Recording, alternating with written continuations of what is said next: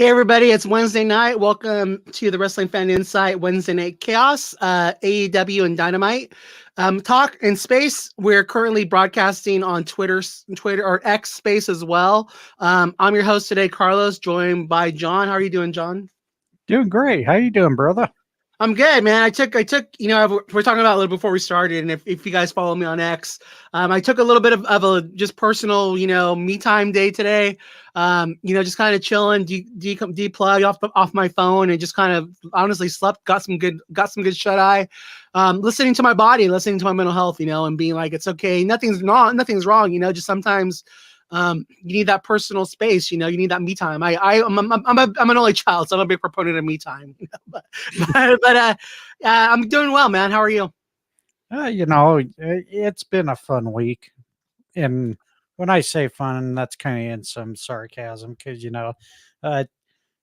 it's been pretty overwhelming at work. I've been really busy with a lot of projects.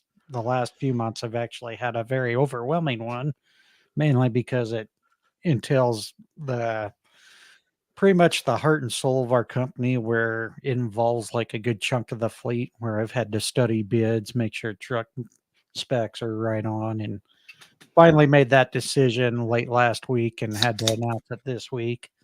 So I'm still learning the ins and outs of being an actual fleet manager for a company. So it has its perks, but it also has its pains. So what is it like? What does your job entail? Like, do you do all the routes and stuff too, or is that below your pay grade? So now, as far as the routing, that's all on the territory managers. But for me, I'm supposed to make sure our drivers are staying compliant with DOT regulations. Our trucks are staying properly and in regulation with the DOT guidelines of operations. But I'm also like the safety captain for the company. So they're screwed. that's what I said. I'm like, well, that's good. I think no, I mean, there's a lot that's opened my eyes to this position. I accept the challenge, and I've always liked challenges at work because I don't feel like there's anything I haven't been able to learn how to do. And it's just one of those things where you keep a good attitude, you practice, you try to stay on task. I can do just about anything. I'm one of those guys that's always preached, the impossible is always I'm possible. Whoops, and I apologize for that. Apparently my computer sounds don't like to silence when we go on there. I'll have to figure that one out down the road here. So were you dialing up? Were you just dialing up to AOL? What's going on? I know there's a way, I just gotta figure it out. So entry level podcaster still after almost 2 years. Yeah, damn kids. So do you miss the road, or do you like being in the office? It's not that I miss the road, I miss the people. I will say that. The socialization, Yeah, because there was once a week where I got to spend, once every week I spent away from home, and I got to know I got pretty familiarized with a big chunk of the town that I used to stay in my overnights, and they're good people. Every once in a while, you'll see Cody come on, throw a comment, but you don't see him because he doesn't follow the Streambook or the StreamYard link on Facebook. But yeah, he's the one that comments, "Hi from God's country," or "Hey, Hoppy doesn't come bowl with us anymore. What's up with that?" But I do appreciate those guys actually taking the time to listen to us every once in a while. Big shout out to the good folks down there in Richfield, Utah. So hope you're all doing well. And eventually I will be down there to see y'all once again. Cool. And that's the thing that I think that's cool. I mean, again, I just knowing your personality, like that's the thing that we don't realize, like how much of an impact, it might just be a route, but like just your personality and just getting to see how much of a positive impact you make on somebody's day.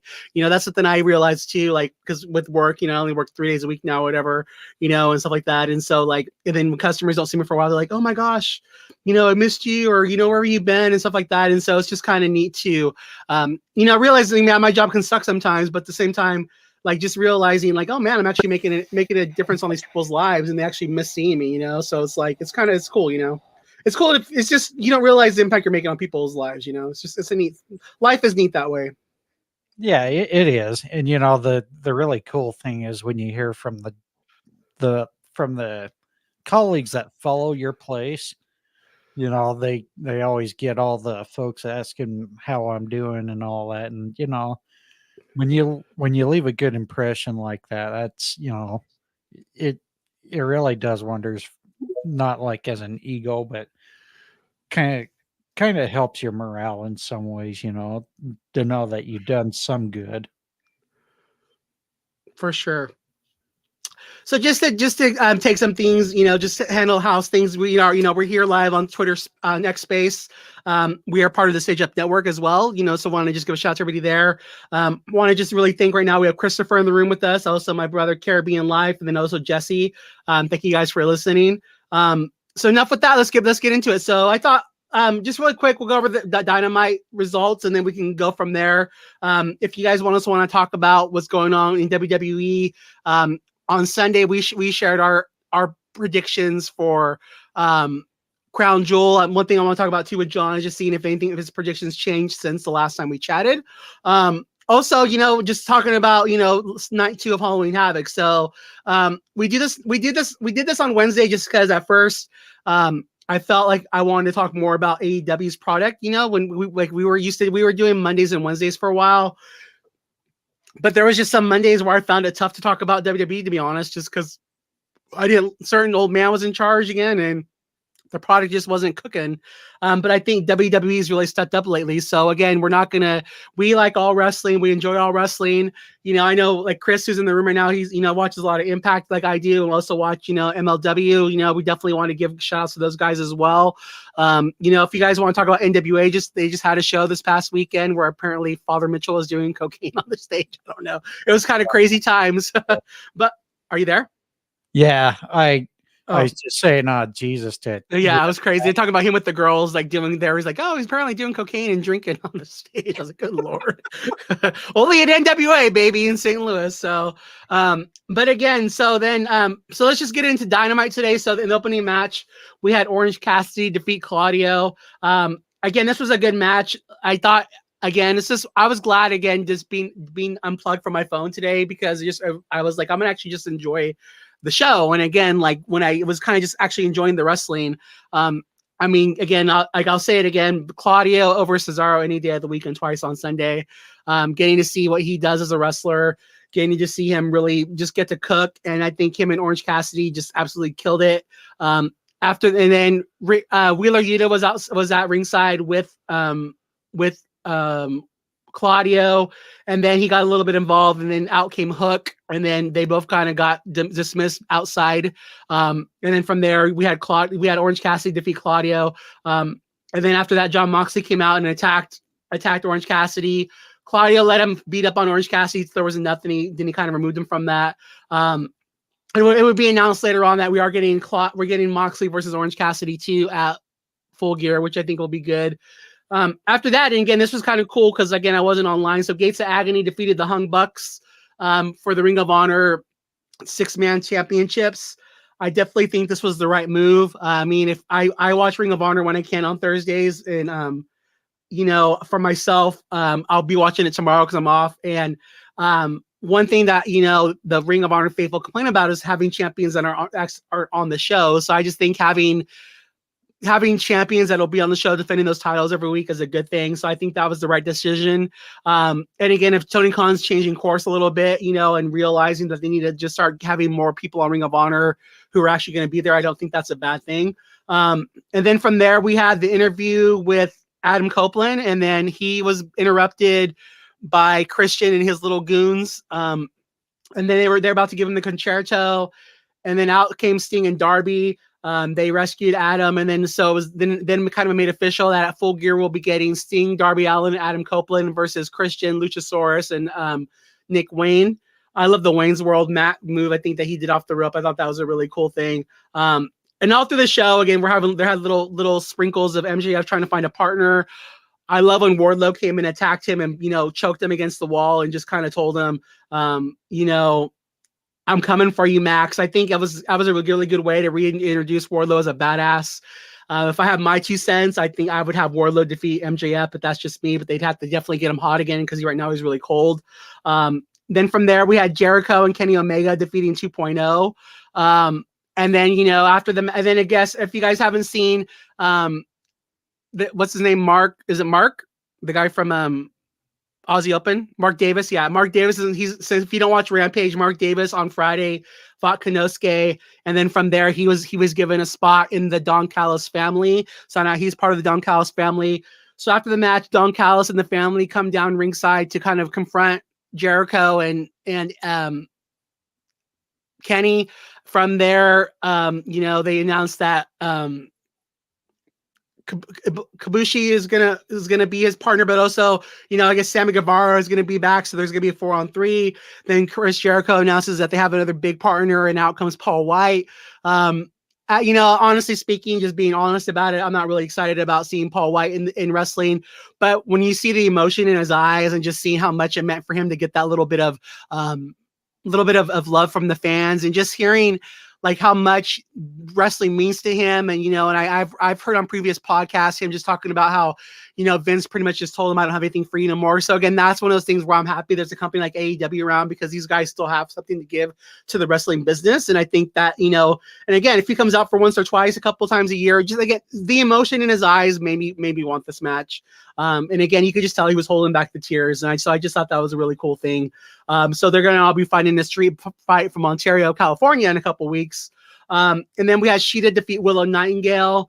And then in the main event, it was the Bullet Club Gold versus Max. And he finally took the House of Ass's partnership as far as being his partner. I thought it was really cool when Max came out in the pink and, had the scissors on his tights, and then he had, the MJF scarf was all in pink as well. That really made my night, really made my month, just seeing him accept that. And I was just cracking up, first chance Max Caster gets, he goes for MJF's ass, which I thought was kind of funny.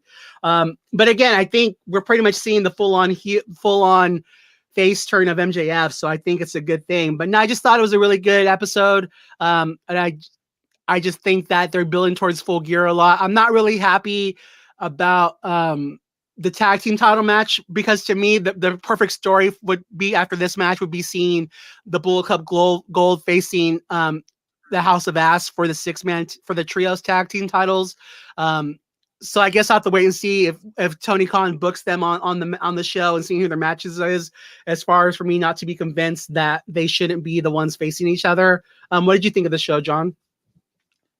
Well, I'll be honest, I didn't catch the first half hour, but it pretty much answered my question what happened there. So there you go. That's where we give the rundown. Yeah. No, for the most part, I thought it was a solid show. Yeah, I wouldn't say it wowed me, but there were some cool spots in there tonight. Thought it was a little interesting to see Sky Blue when we all thought maybe she was going to eventually side with Julia Hart, but ends up spitting the blue mist in her face. So, that one kind of had everybody kind of guessing in some ways of what she was going to do based off her actions the last couple of weeks with not only Chris Statlander, but Willow Nightingale. The main event for me, it was all over the place. It was nice to see MJF kind of team with the House of Ass. Sorry, I gotta get water here. It was a little interesting. I would say it didn't work for me, but it doesn't hurt to try different things,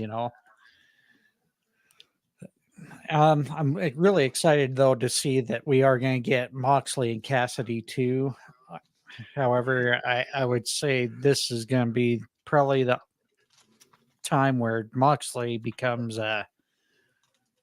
joins Orange Cassidy, becoming a 2-time international champion. I just don't know if it was really the best move to put the championship back on Cassidy. It feels like we're just going to have a repeat of what we had beforehand. But yeah, that's all I have for the show. All right, well, that's been it, guys. We'll see you later. I'm just kidding.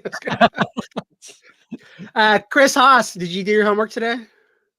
Saged up, pay a little, get a lot. NVStream702.com, the only place you should ever watch anything. And yes, I did do my homework. Nice. You get to go to the store. What did you think of the show? I really enjoyed the main event. There was some hit and miss things before that, but it built to a satisfactory resolution for me. So yeah, I'm overall thumbs up. Good. So if anyone in the group, if you guys want to talk, just do a mic request. We are on StreamYard, so that's why you might see me on silent, but you're hearing my voice because me and John are on StreamYard. So we're currently simulcasting on X. We're also on Pornhub. No, I'm just kidding about the Pornhub part. Jesus. I want to be the number one podcast on Pornhub, damn it. On Pornhub that look like they do hurt, but that's a different story. Well, I thought we were keeping that on the down low, but thanks a lot, Carlos. You know, if any of you tuned in on Sunday and listened to Carlos talk about Rhea Ripley's spot for Crown Jewel, you know, I can see why we're on Pornhub now, sick bastard. What did I say? I forgot. It must have been a good one. What did I say? It was pretty much to the equivalent of watching Rhea pop out of her top, and I'm just yeah, because I said not to worry about Raquel doing that. Yeah, I think all of us just jaw dropped because Willie and we didn't know how to follow up with that. We're just like, oh dear. You know, I got to give the straight guy something. You know, I got to feed you guys every so often too. You know. Yeah, but you're supposed to be the gay guy. I am.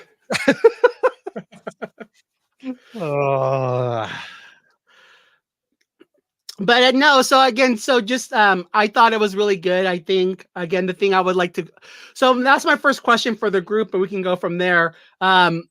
Is with Jon Moxley and Orange Cassidy too. Do you guys think that they should put the title back on Moxley, or do you think they should just steer course and have Orange Cassidy keep the title? I'm sticking by my original, and I made this tweet again tonight, that everybody gets a custom belt, and then I'm really sick of trying to figure out when somebody says the title. There is no, I mean, has anybody ever said, you know, I just don't think there's enough belts going around in AEW. I want to make sure that the all permutations and combinations of 1-man, 2-man, 3-man, Ring of Honor, AEW, some other organization that I hadn't even heard of, and then we'll make up our mind whether or not we call it the Mid-Atlantic or international. None of these titles. You get one world title per company. That's it. So we're gonna Oprah it and be like, you get a championship, you get a championship, you get a championship. Well, it's very simple. I think Everybody it's already gets a that custom way. belts, just like they never put the Brahma Bull belt on television, but that came after the Steve Austin Smoking Skulls belt. Edge gets his rated R because apparently the WWE didn't think that was worth trademarking for some reason. Belt. The Miz gets his upside down WW belt for the Miz TV belt. You know, Daniel Bryan gets the ecologically friendly table belt. The head of the table belt is obviously Roman Reigns, because why would you have I mean, everybody has a universal title for their own universe, but it's every single character that's on the main roster just tours the country and defeats local jobbers, so they never actually lose their belt. Everybody has an undefeated reign with their own gimmick. And then, you know, eventually you could hand off your gimmick. You know, there could be a Nature Boy belt that's given to Ric Flair eventually, but like that's really rare for a title change.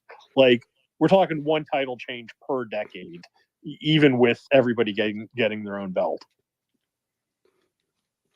Gotcha. Sorry. So back to the question, Ari. So would you keep it on Moxley, or would you would you keep it Orange Cassidy, or are you gonna have Moxley take it back?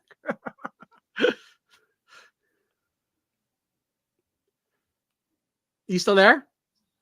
Yeah, no, I think I've expressed my level of interest in. So you don't care? They could just drop it in the lake and be done with it. You get one world championship per company. You get one intercontinental title, secondary title, U.S. title per company. That's it. You get 2 singles champions. You get 1 tag champion. And if we want to differentiate yourself with a trios champion, then that's it. That once you hit the double-digit number of champions, it doesn't make any sense. I'll accept 3 women's champions with a singles and a tag team belt. That's it. But you would have one international. You'd have one intercontinental champion though, right? Like one mid card championship. You get 1 world champion. It's on 1 world. I don't know how much clearer to be about this. You want 1 secondary title? That's great. You get 1 secondary title. You want to have a couple of tag team titles? Awesome. You want to have a women's division? I support that as well. But let's give people good long reigns and stop with the do you think they should pull the title change on? If I can't tell you, about how long the Honky Tonk Man made the Intercontinental title relevant for the mid-card people, as he was kind of your mid-card heel champion, while Hogan was your, main event face champion.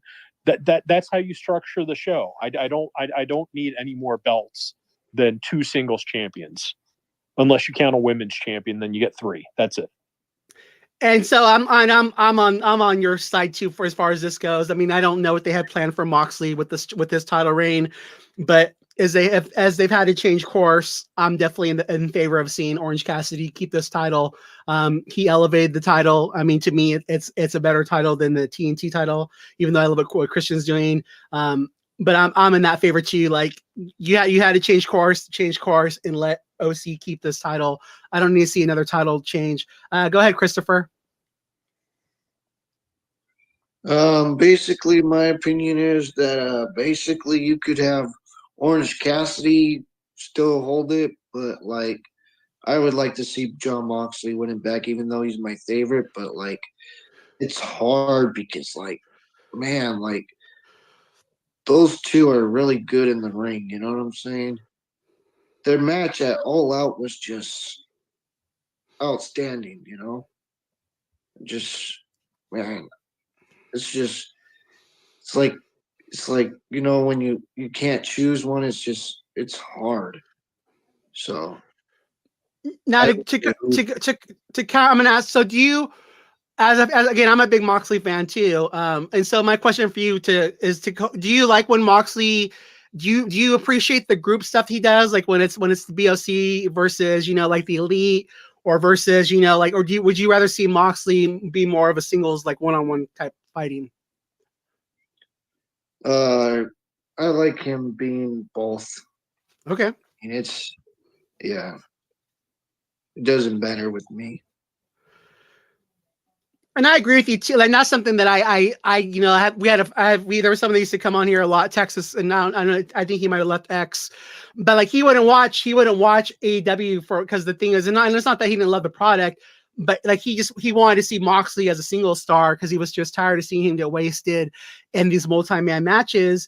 And for myself, the thing that I would always counter him with was like, but the thing that I love about Moxley and that I appreciate about him is that he doesn't need to always be in the spotlight, and the fact that he was willing to help get the other people over in the group, willing to help get the BCC over as a group, having that group mentality, willing to just fight with the group together. I always thought that was a beautiful thing.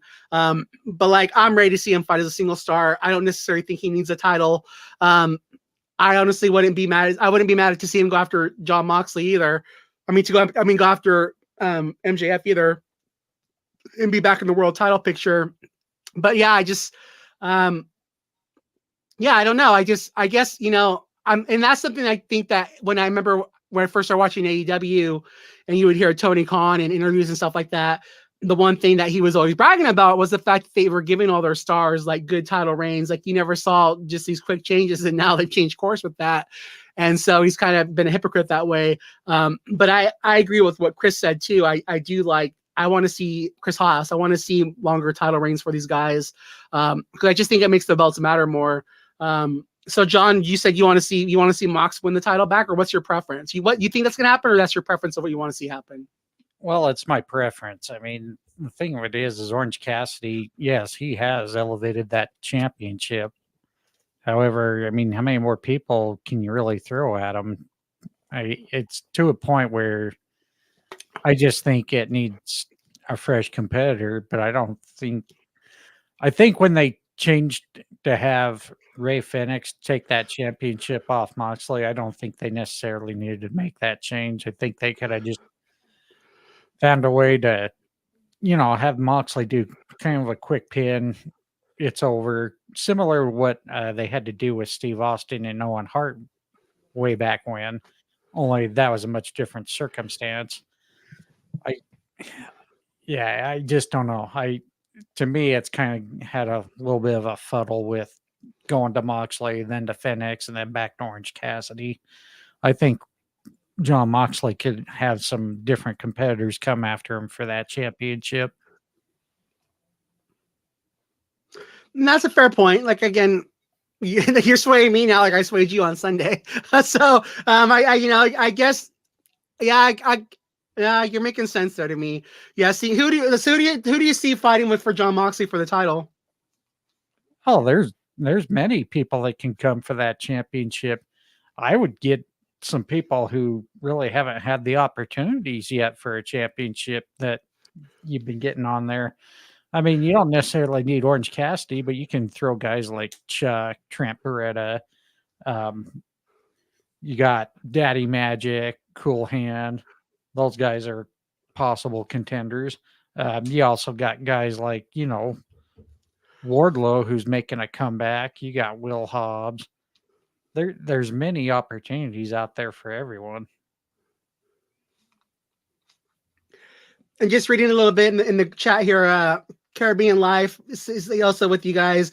I prefer Mox. Both are excellent. Somehow I feel he doesn't get the respect he deserves. Yeah, he has the crowd to some point, but I feel he is underrated. I love him. He reminds me of Austin in the Attitude Era. I definitely agree with that. I mean, again, it's just same like thing I was talking about earlier, Claudio, over Cesaro. For me, the same thing too. Moxley over Dean Ambrose.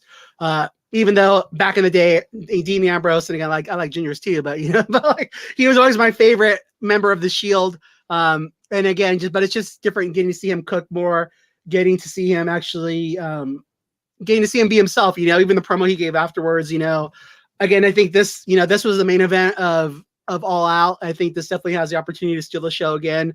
I'm excited for the match, and so again, I guess we'll see. So again, I guess the cool thing is for me as a fan is I win no matter what, because if Orange Cassidy keeps the title, I'm gonna be excited to see what he does with it.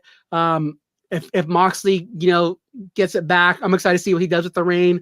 I do think Moxley is given the last year to being in multi-man matches, to getting the BCC over, helping to get Wheeler Yuta over, even though I feel like they've wasted his victories. He got, if we all forget, he's the one who pinned Kenny Omega in what was it, Anarchy in the Arena, right?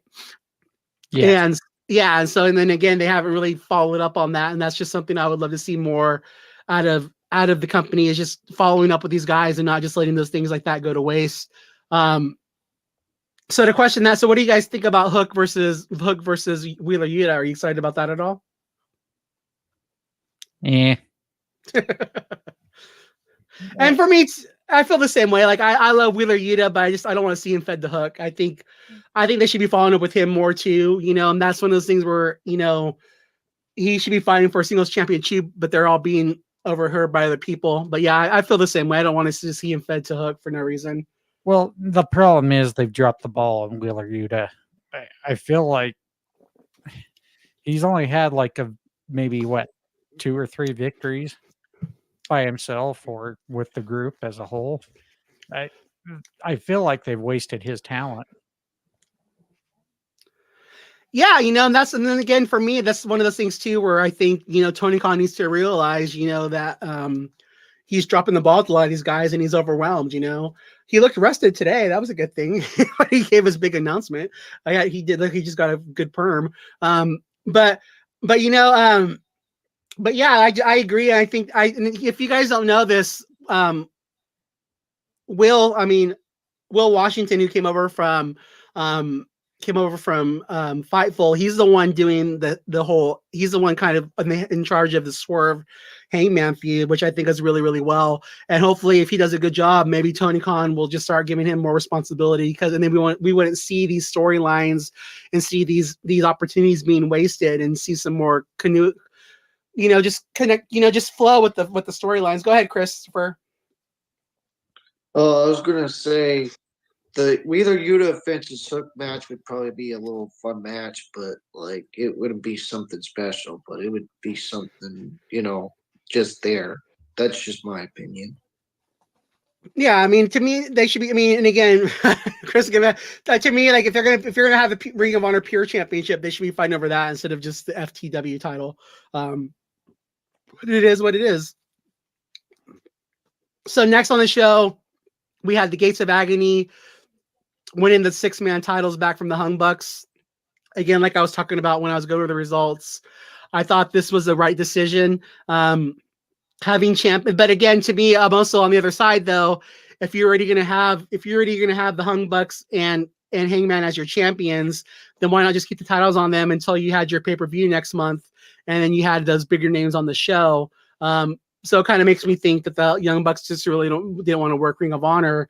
Which again, if that's the case, why put the titles on them in the first place? Did anybody have any thoughts about this match? Are you guys excited to see them? Again, if you guys don't know, I'm a big Brian Cage mark. So seeing my boy with the title again always going to make me happy. I don't know. I think somewhere, somehow, they'll be involved with 8-man tag somewhere along the lines. I mean, you saw the backstage segment where they had a little fit with Chris Jericho being in their locker room. And that's some good storytelling too, bringing up the history of what Jericho did to the Bucks and their fathers. So it's going to be interesting. I think it actually was the right move. I don't think it necessarily needed to wait till the pay-per-view. But again, my biggest gripe, and I think Ted the Hillbilly Hill also mentioned this many a times, we really need to keep those Ring of Honor titles off AEW. I really think Ring of Honor needs to be its own brand. And I agree. And again, it's just it's colluding the waters, or what you're saying. But yeah, I agree. Christopher, what were your thoughts about it? I was happy that the Mogul MSC, known as the Gates of Agony, winning it. I thought it was a good match. You know what I'm saying? And the thing with John, I mean, I think people need to give some credit when they do the pay-per-views with Ring of Honor. I mean, the pay-per-views are good, but their weekly show is all right. It could be better.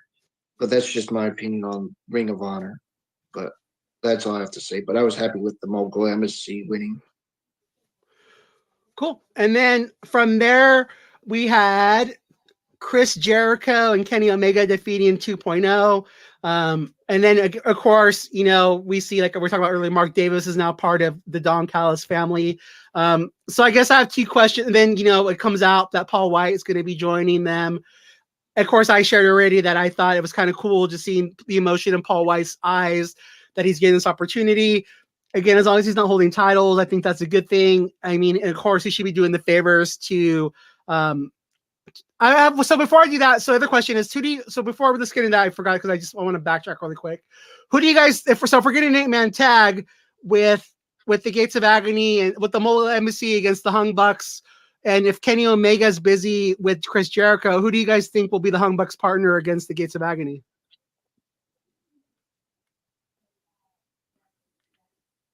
Anybody? Keith Lee, maybe? Yeah, okay, remind me of the scenario again. Did you say Hangman's tied up with Swerve? Well, no, because Kenny Omega's tied up with Chris Jericho, right? And all that. So if we're gonna be seeing Swerve and the whole Gates of Agony, so you got Swerve, Chris, Brian Cage, and then the Gates of Agony, Noah, and then we got Khan versus Hangman Page and the Hug Bucks. Who's going to be their partner? Yeah. Brandon. No, just kidding. CM Punk. No, fuck. Let's not start that tonight, please. I've had enough headaches today. That's a good question. I really don't know who would really be the one that would step up.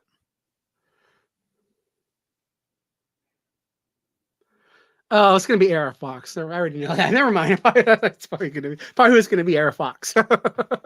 Well, shit, you might as well just say Danhausen while you're at it too. Yeah. That's how they introduce them. Well, I mean, let's explore the opportunities. I mean, I don't really have anybody in mind, but who associated most with the Elite outside of Kenny Omega?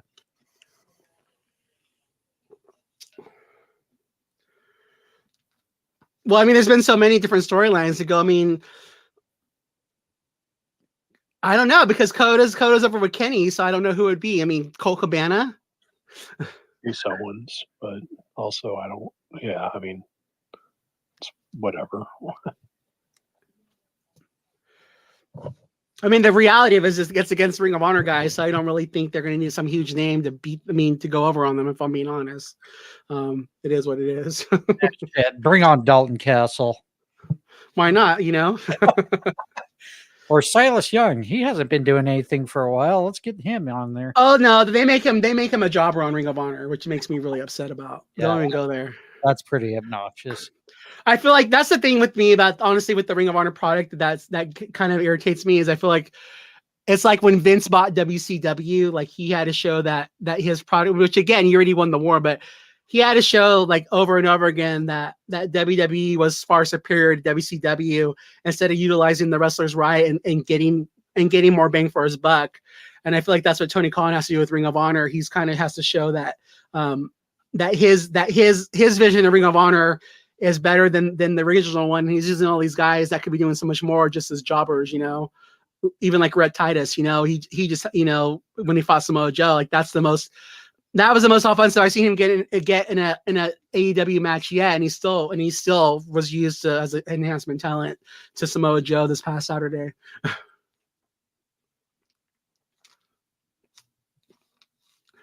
So back to the question. So now back to Jared. Are you guys excited? Are you guys excited to see Paul White there? And then do you guys think that he should be doing the favors to Powerhouse Hobbs, or what do you guys, or just what do you guys overall think of this feud altogether? Well, Christopher's. I don't know. Kevin, I could almost see a possible scenario. Maybe Paul White turns on the team, but who knows? I mean, I think that would make it more interesting to see Paul White added to the Don Callis family, to be honest. But yeah, I don't know. We haven't really seen him wrestle other than maybe twice. He's fought 4 times. So he fought QT Marshall the one time on was it actually on the pay-per-view, or was it the buy-in? It was the pay-per-view, huh? I think it was the pay-per-view. Yeah, it was the pay-per-view, yeah. Oh, I thought it was the buy-in. I think it was the pay-per-view. Because wasn't QT like attacking Shivani's kid or something, and then Paul White came in to save the day? But I actually do think it was the pay-per-view. It might have been. Because I think that was not the same pay-per-view when Kenny and all those guys came back. Like, or not when Kenny, but when Bryan Danielson and all them debuted and Adam Cole. No, I think it might have been the same thing. I actually think it was before that. Okay. Go ahead, Christopher. I think it was before the main event between Kenny Omega and Christian. Yeah, so it was, but it was All Out, right? It was All Out 2021, right? Yeah. Yeah. Yep. Yep. See, well, it was. He's right. Yeah. See, it was on the pay-per-view. But yeah, so I mean, to me, I would have been I think they should have used him as Captain Insano. I think right there would have been the better thing for him. Like I don't know why he didn't ever do anything with the Acclaim when they had him in the music video, or he's even been on. Was even with MJF and Adam Cole in the water. I just think coming as a Captain Insano character would have been more funnier and would have got more of the crowd, because as we saw with Christopher's emoji, not most people are excited. Like, again, as a wrestling fan, I know the story. I know what he's done for the business, and hearing, how pretty much Vince McMahon told him, you're done, and you don't have nothing more for you. Again, I'm glad that he has AEW as a home. I wish, WWE would have made a position for him, just like they would have done for Mark Henry. But again, I think AEW is stronger to have those guys in their wheelhouse.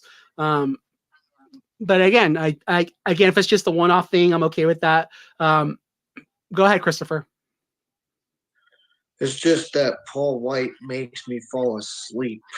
I'm sorry. That's why I was putting my thumbs down. But gotcha. I don't know if they could have. It's a recorded space. Yeah, should I tell the when he comes knocking on your door next week? You don't know why, because he heard what you said. No, just kidding.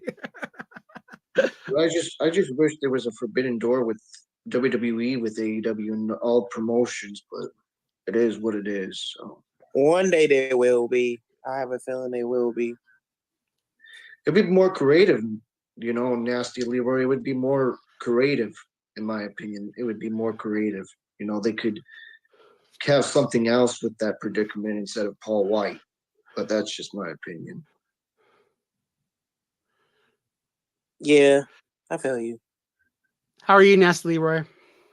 I'm good. Thanks for joining us. I'm glad to be joining you. I was like, I came in and I was like, oh, it's not working, so let me go out. I was like, fucking spaces. Maybe I was like, it's my phone or something. I think it was my phone. Or the spaces. But anyway, I just have to say this because I just cannot wait. I know y'all talking about AEW and other stuff, but I had to play that Ludacris song. If you tired, quiet, go to sleep, because that's what MJF was doing. Go to sleep. So anyway, I was playing that. So he was knocked out on the match, looking at the lights. So it's not used to doing that shit. Fantastic episode. It was a fantastic episode, but I only saw like half of it, but I didn't see the first part of it. But what I did see, and I go back and look at, Wardlow told him, "Hey, listen, I'm gonna take everything from you," and I ain't gonna say that he's just motivated off just natural anger and pissed offness. He might have talked to somebody, and had, maybe had an advisor, and got him motivated to whoop that rat bastard himself, MJF. So I'm just saying. We've already broken out the rat bastard. You already knew it was coming. Come on. I knew it was coming. I just didn't know when it was going to be coming. That's what she said. Yeah. Yep, that's what she definitely said. There you go. Right, so let's go ahead. It was good. I was just gonna say it was good. Because I want to talk more about MJF in a second, so we'll get there. So before we get there, though, let's talk about the women's match. So I missed this. I was making dinner, but making sure I ate before we did this space. So I figured Shida was going to beat Willow. I mean, honestly, for me with this match, I just wasn't very interested in this match. And again, this is like the one thing. So you guys who are joining us, the way I kind of look at wrestling sometimes is did it make me want to put my phone down and watch it? Or do I want to just sit there and be on X the whole time when I'm watching wrestling? And that's why sometimes I don't really complain a lot about product, because honestly, I multitask. And so if I'm not interested in a match, I'm just on X, retweeting or answering back to people's comments and things like that. But I honestly, I just wasn't interested in this because,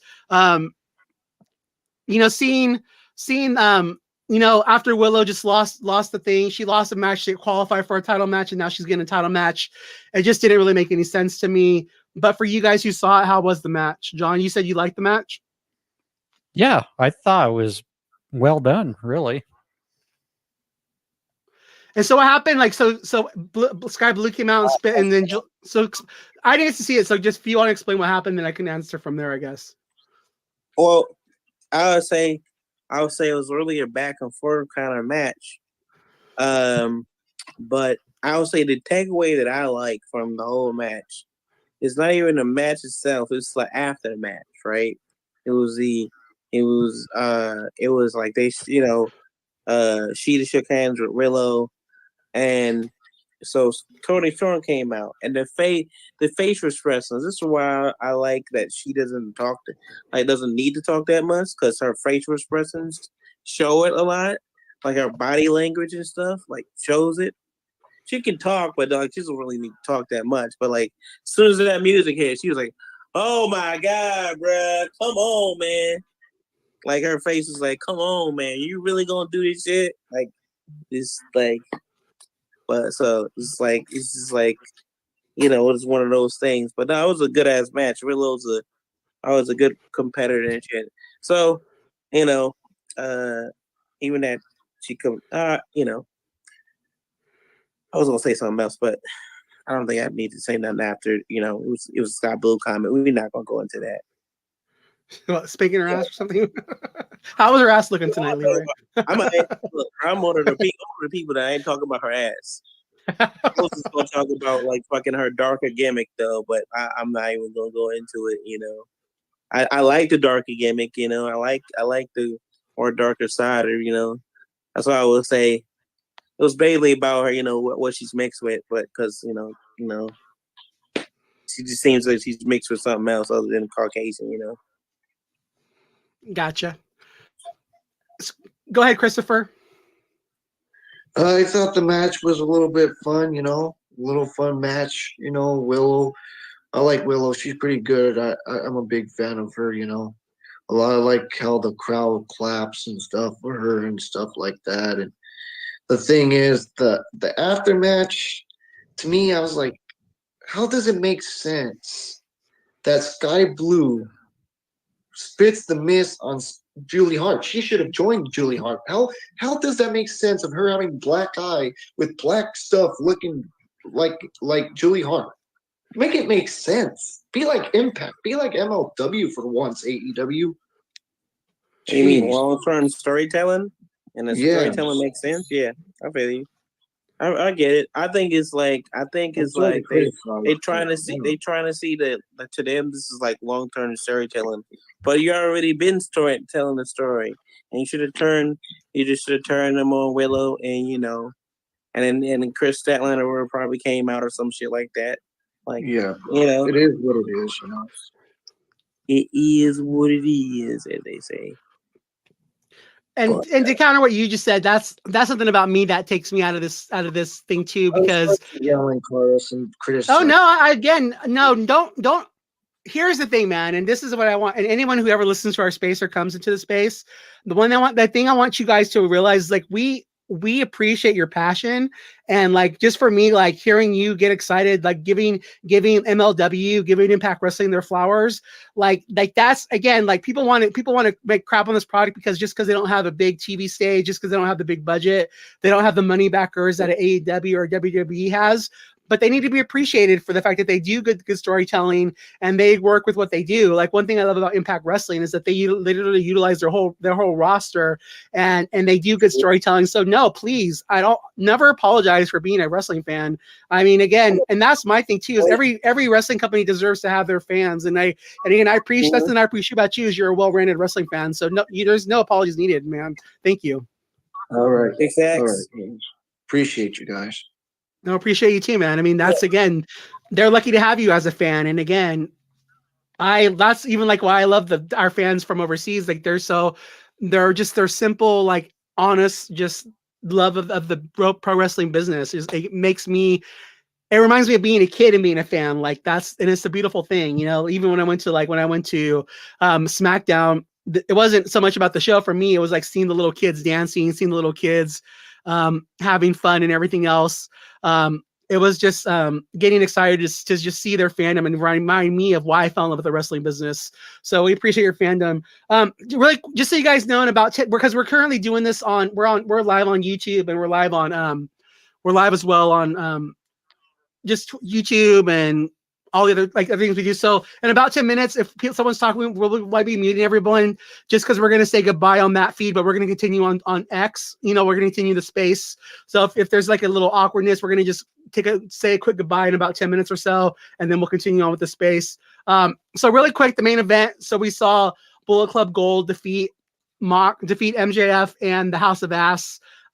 And again, like Leroy was, celebrating about, we saw MJF take the pin in this match. So again, my question to the room is, what did you guys think of this match? My big question as far as this goes is, if we're seeing MJF take the pin here, why not just have him take the pin and have him lose the Ring of Honor tag team titles already, or have him losing them before this? And then another question about this too is, who do you think his partner is going to be at the Full Gear 0 Hour, and do you see him retaining or losing the titles? Whoever wants to go first, go ahead. I'm going with David Finlay. You want that Bullet Club over here separately? Yeah. I'm still sticking to it. David Finlay will be his tag partner and will beat up Jay White. But not only are they going to lose the I think David Finlay will beat up Jay White, but I don't think he'll beat MJF's partner. Let me calm that down. I think he'll be the partner, but then he'll focus on beating up Jay White. And I think Jay White will win the World Championship, the AEW World Championship. And and then Max will be on his back yet again. But he'll recover. I feel that he'll retain it. Like he would do some kind of way of retaining it, and the Guns will lose it or whatever. But I have a feeling that the Guns will win it. But that's just like both sides of the coin, I would say. But yeah, Jay White being your new AEW World Champion. And this is not out of a spite of like my hatred for MJF. I don't hate nobody, even that what happened between me and him. But I just think that's just a logical thing. I'd like to see Jay White as the champion. If not, it is what it is.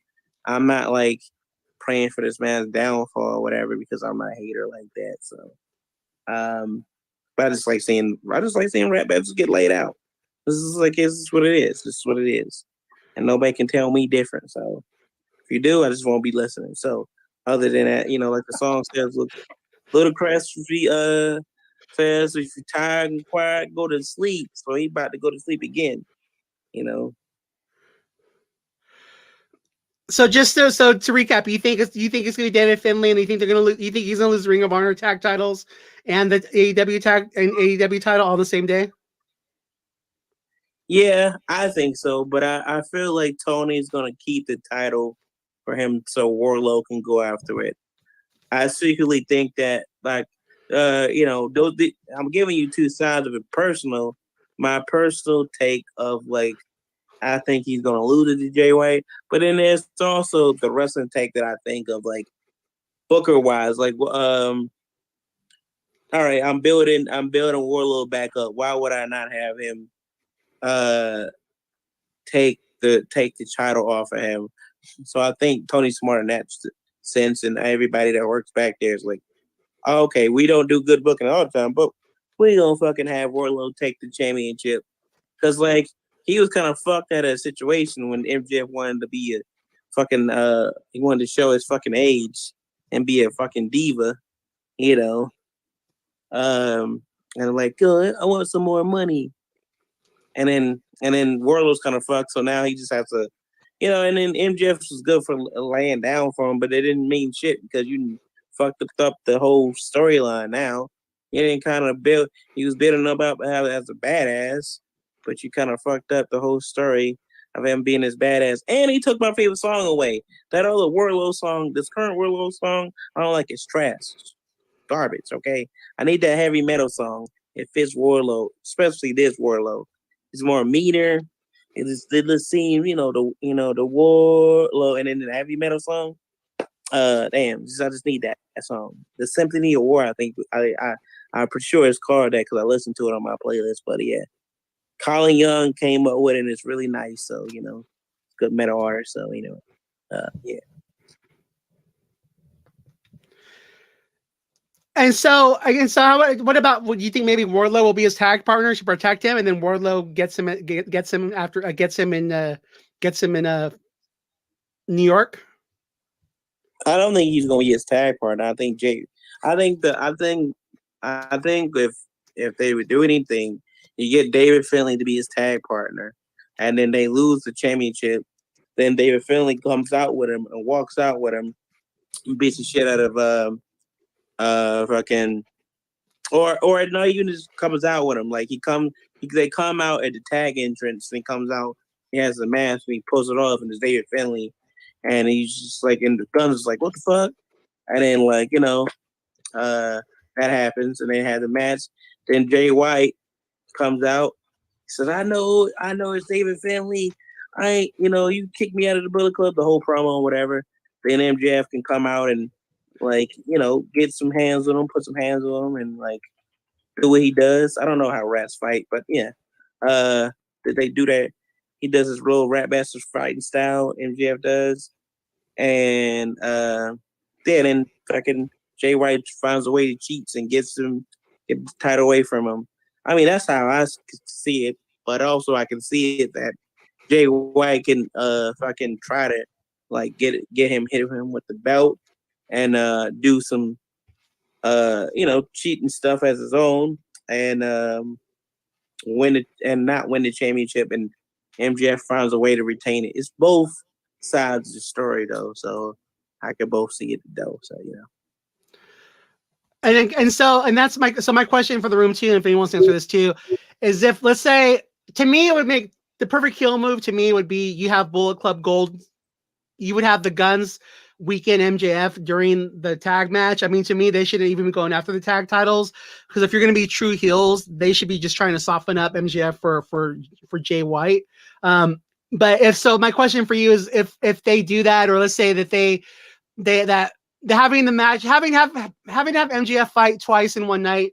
If Jay White wins, does that cheapen him as a champion, or is it just normal heel tactics?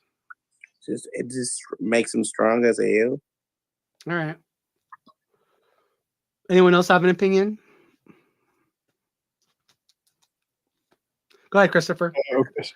Okay, go ahead. Basically, I think that Jay White probably will hold it till to the pay-per-view at Full Gear, and they might do it that way. But in my opinion, he should give it back to MJF on the final Dynamite to Full Gear. But we'll see how this goes. But I think Jay White has been doing the best work in his career right now in AEW. But that's just my opinion. I like the Bang Bang Gang, but that's just my opinion. I love that faction. And then who do you think will be MJF's partner for the tag match?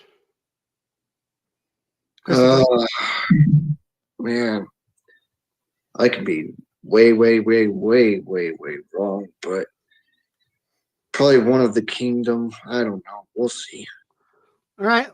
Sounds like maybe Roderick Strong. Go ahead, Chris Haas. Oh, I was going to say give it to one of the Acclaimed as tag like partner. Max Caster. Yeah,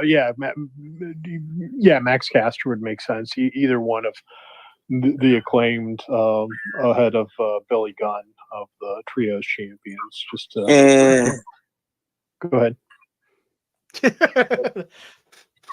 Leroy doesn't like that, apparently. Okay, that's fine. I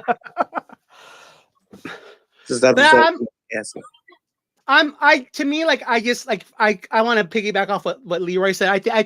Even though he's not hot right now, I think the natural storyline progression would be to have Wardlow defeat MJF. I mean, he's the one who defeated him in the first place for the, back at the pay-per-view before MJF went on his hiatus.